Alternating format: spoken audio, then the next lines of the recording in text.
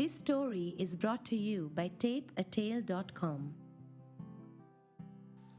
मुझे इश्क के बारे में हमेशा से लगता है कि इश्क ना फुर्सत से होगा, चेहरे से नहीं लेकिन किसी की फितरत से होगा। हर बार आंखों देखा नहीं, कभी कभी बस तुम्हारी किस्मत में होगा। जब होगा तब सबकी रफ्तार धीमी पड़ जाएगी, बस तुम्हारी धड़कन तेज होगी। जब महसूस करोगे तो वो इंसान तुम्हें खुद से ज्यादा अपना लगने लगेगा। जब देखोगे उनकी आंखों में तो बस उन्हीं की आंखों में देखोगे तुम दुनिया। कभी उनकी बाहों में तुम्हें घर मिलेगा, कभी उनके होने से तुम्हें सुकून। ये कहानी है 2019 की, जब मुझे पहली बार ऐसा वाला इश्क हुआ था। और जब मैं पहली बार उससे मिली थी, एक अनजान रोड के पास अपने एक म्यूचुअल फ्रेंड के साथ हुई थी तुमसे पहली मुलाकात। मुझे पहली बार देखकर तुम मुस्कुराए थे, मुझे याद है, लेकिन मैं तुम्हें आंखों में आंखें डालकर देख भी नहीं पाई थी, क्योंकि उस वक्त मुझे मालूम नहीं था इश्क करते कैसे या इश्क होता कैसा है। लेकिन तुम्हें जानकर समझ आया कि इश्क करना पड़ता है ही नहीं। ये इश्क तो तब करना पड़ता है जब वक्त किसी कटघरे में होता है, या इश्क जब किसी को पाने की जिद होता है। लेकिन तुम तो फुर्सत से आए थे, इश्क नहीं बस जानने की फितरत से आए थे। क्लास के बाद रास्तों में मेरे इंतजार में रुकते थे तुम रुकने के इरादे से तो आए थे। हर बार तुम्हें ऐसे रुकता हुआ देख मेरे दिल की धड़कन तेज हो जाया करती थी, इतनी तेज कि मैं सुन सकती थी उन्हें मेरे कानों तक। तुम्हारी आंखों में देखकर हर दिन मुझे खुद से मोहब्बत हो जाया करती थी। जिस दिन तुम्हारी आंखों में ना देख पाती ना, तो दिन ढलने पर ही सही हम मिल जरूर लिया करते थे। भले मुलाकात चंद लम्हों की हो, लेकिन मुलाकात मुकम्मल तो लगे। तुमसे इश्क किया, तुमसे मिलने के बाद समझ आया कि शायद किस्मत में था हमारा मिलना, किस्मत में था हमारा साथ होना। लेकिन तुमसे दूर होने के बाद समझ आया कि किस्मत में था हमारा अलग हो जाना। अब जैसा आप सोच रहे हैं वैसा नहीं था। हम अलग नहीं हुए थे, उसे बस दूर जाना पड़ा था कॉलेज के लिए, और हमें इतना वक्त भी नहीं मिला कि हम गम बांट सके। तो जितना वक्त था वो सारा वक्त हम बस वादे कर रहे थे एक दूसरे से, क्योंकि जब दूरियां आ जाती है ना तो बस वादे ही होते हैं जो होते हैं। हमने सोचा रह लेंगे इस आसमान को अपना एक छत समझकर, एक दूसरे से दूर होकर भी एक दूसरे के पास।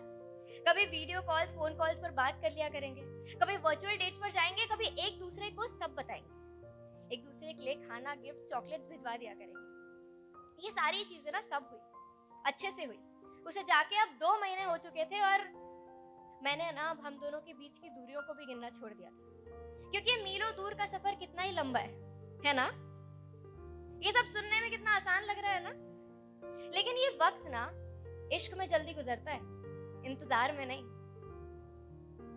सुनो, तुम मुझसे मिलने कब आओगे? जल्दी, वो कहता था। उसके जल्दी का मतलब होता था उम्मीद। वो उम्मीद जो हर सवेरे मेरे दरवाजे पर एक खत भेजा करती थी, लेकिन उस खत पर पता और तारीख लिखा होता ही नहीं था। ये उम्मीद रिश्ते का डोर थामे तो रखती है, लेकिन बस तब तक जब तक उस डोर से तुम्हारे हाथ न छिल जाए। अब तुमसे ना मिले 6 महीने हो गए थे और मेरा दिल मचलने लगा था, क्योंकि किसी से दूर रहना ना बहुत मुश्किल काम है, क्योंकि हम यहाँ हैं लेकिन हम वहां भी रहना चाहते हैं, और इन सबके बीच हम खुद कहीं नहीं रह पाते। बस वादे होते हैं साथ। मैं थक गई थी तुमसे कह कर मिल लो। मैं चाहती थी कि हम डेट्स पर जाए, साथ में मिले। मैं थक गई थी तुम्हें स्क्रीन में देख देख कर, क्योंकि इस फोन स्क्रीन में अब तुम भी किसी सपने से लगने लग गए थे। अब तुमसे ना मिले और मेरी शिकायतें किए 1 साल हो गया था। सब कुछ वैसा ही था, लेकिन था भी तो वैसा ही ना। ना तुम मिले, ना तुम बदले, ना मैं बदली, ना मैं रोक पाई हर रोज तुमसे ये सवाल पूछने से कि हम फिर कब मिलेंगे। फिर एक दिन मैं बैठकर अपना कैलेंडर समेट रही थी, तो मुझे कैलेंडर चेंज करते वक्त याद आया कि तुम्हारा बर्थडे आ रहा है। तो मैंने सोचा तुमसे सवाल करने से अच्छा मैं खुद तुम्हारा जवाब बन जाती हूँ, मैं खुद तुमसे मिलने चली जाती हूँ। उसके ठीक 15 मिनट के अंदर मैंने सरप्राइज डेट्स, डिनर सब प्लान कर लिया था। कहाँ जाना है, कैसे जाना है, कब जाना है, किसके साथ जाना है, कहाँ रहना है, सब प्लानिंग में तो मैं थी बढ़िया। तो मैंने सोचा इसको भी एग्जीक्यूट कर लेते हैं। जहाँ मेरा अच्छे से प्लानिंग चल रहा था, मैंने तुम्हारे लिए गिफ्ट्स खरीदे, कुछ बनाए, तुम्हारे लिए कुछ खत लिखे जिससे तुम मुझे आगे वाले सालों में याद कर पाओ। मैंने अपने लिए भी एक क्यूट सा ड्रेस ऑर्डर कर ही लिया था। जहाँ मेरा ये प्लानिंग चल रहा था, वहाँ मैंने तुमसे बात करना थोड़ा कम कर दिया था, क्योंकि अगर ज़्यादा बात करती तो तुम समझ जाते। और वैसे भी उसके कॉलेज में फेस्ट चल रहा था तो उसने ज़्यादा सवाल नहीं किया। मैंने टिकट्स वगैरह सब बुक कर दिया था, लेकिन फिर भी लग रहा था कि मैं कुछ ना कुछ भूल रही हूँ। ये तो हमेशा ही होता है ना जब हम कहीं जाते हैं। अब उसके बर्थडे में ठीक 4 दिन बचे थे और मैं इन 4 दिनों को तारों की तरह गिन रही थी।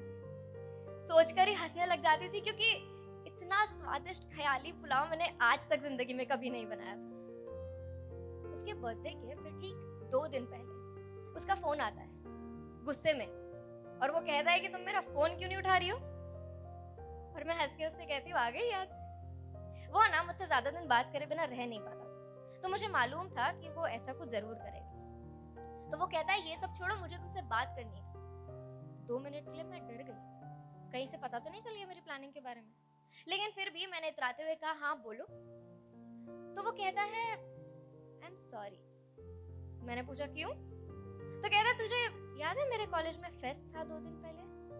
मैंने कहा, हाँ कितना बढ़िया फेस्ट हुआ था यार तुम्हारा, कितना मस्त नाचे थे तुम। आई विश मेरे कॉलेज में भी ऐसा कुछ होता। हाँ लेकिन तुम कुछ बोल रहे थे।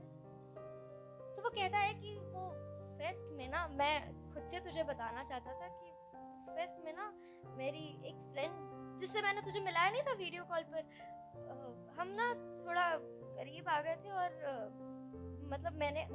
हमने किस कर लिया। लेकिन मैं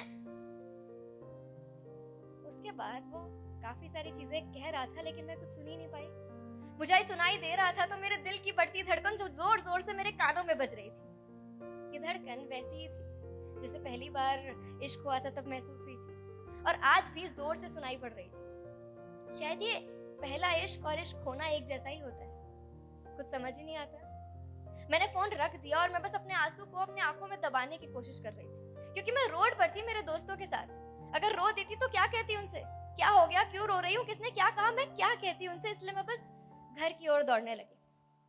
पूरा रास्ता खुद को कोस रही थी, खुद से सवाल कर रही थी, ऐसा क्या, वो सारी तैयारी, सारा गिफ्ट, सारे आइडियाज, सब कुछ, ये सारा वक्त, सारा इश्क कहाँ जाएगा। मैंने क्या किया? मैं कह रही थी ना आपसे मैं कुछ ना कुछ भूल जाती हूँ, मेरी ही गलती है। मैं कह रही थी ना मैं कुछ ना कुछ भूल जाती हूँ। इस बार उस इंसान से पूछना ही भूल गई कि वो मुझे अपने पास बुलाना चाहता था भी या नहीं। खुद ही अपने आप को उसकी बर्थडे पार्टी में इनवाइट कर लिया था मैंने।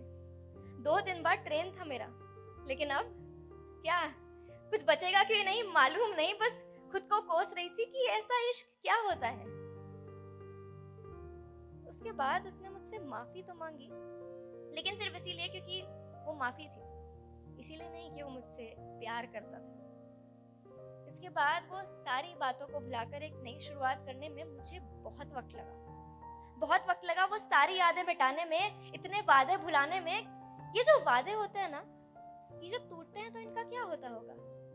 क्या ये वादे भी ऐसे टूटते होंगे कि किसी और से वादा कर ही नहीं पाते होंगे? बहुत सारे ख्याल थे, लेकिन एक वक्त के बाद ना समझ आ गया कि दिल ही तो था, टूट गया, इंसान ही तो था, बदल गया। और आज ना मैं यहाँ हूँ और मैं खुलकर आप सबसे कह सकती हूँ कि मैं खुश हूँ वो ट्रेन छोड़कर। क्योंकि अगर मैं वो ट्रेन में चढ़ भी जाती ना, मुझे शायद वो मिल जाता, मुझे मेरा इश्क मिल जाता, मैं खुश भी हो जाती, लेकिन वो चीज नहीं मिलती जो मेरे लिए लिखी गई थी, जो मेरी किस्मत में थी, जो मेरे हक की थी। इसलिए अगर कभी कुछ ना मिले ना, तो समझ जाना कि वो तुम्हारे लिए बना ही नहीं है। इसलिए जाने दो उसे जो कभी था भी नहीं, और जाने दो उसे जो होकर भी तुम्हें कभी अपना ही नहीं पाया, क्योंकि तुम्हें जाने देना ही उसकी सबसे बड़ी सजा होगी। Thank you.